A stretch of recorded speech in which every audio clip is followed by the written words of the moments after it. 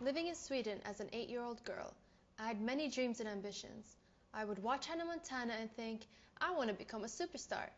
I started practicing on my singing, learned how to play guitar, even thought of getting a blonde wig. Another dream emerged as I walked into an art studio. I was extremely mesmerized by the paintings and portraits.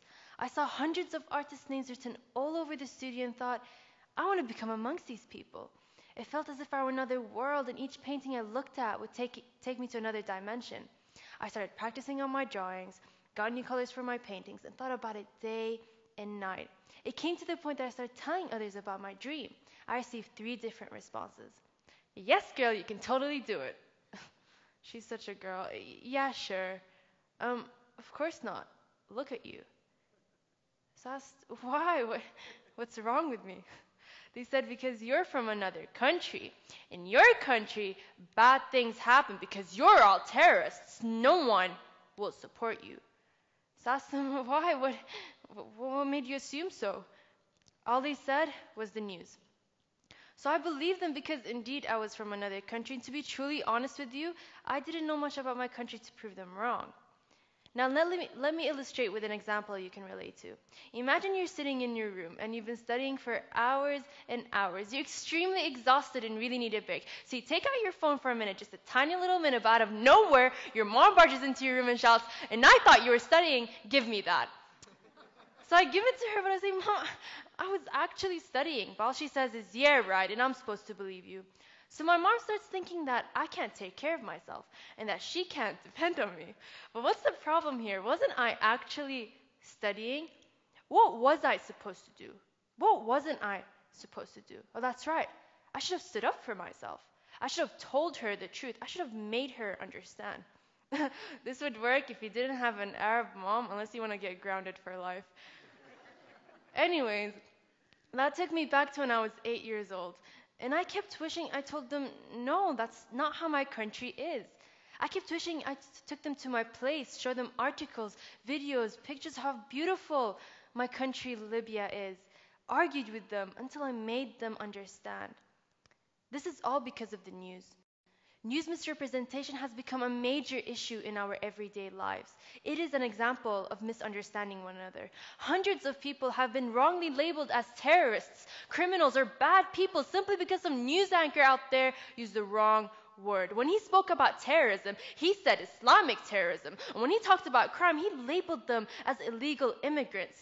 He simply did not understand what he was talking about. For the past decade, hundreds of people have been either assaulted or harassed simply because of their religion. I'm not just talking about myself as a Muslim, but of all races around the world. We must act upon this.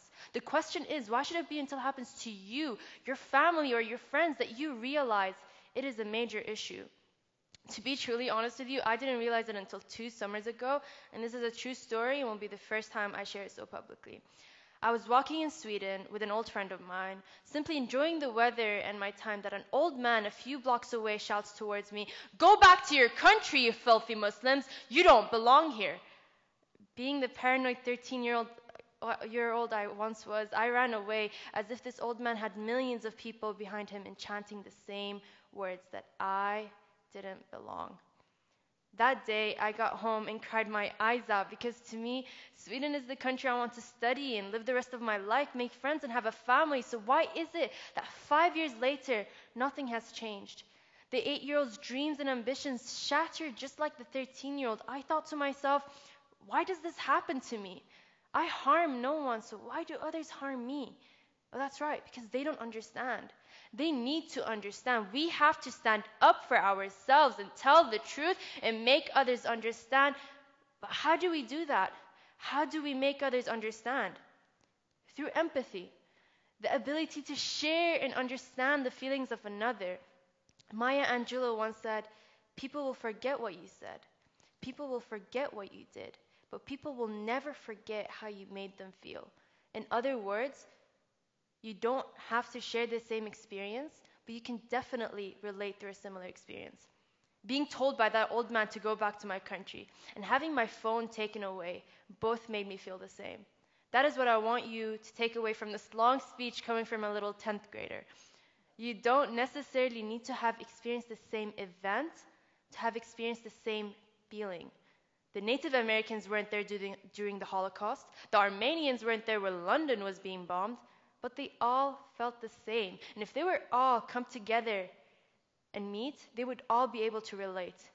Besides, we all bleed the same color. It doesn't matter who you are. It doesn't matter where you come from. We are all human.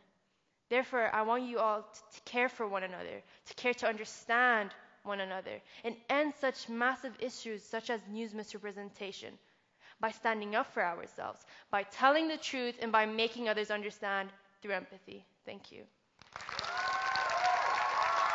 Thank you.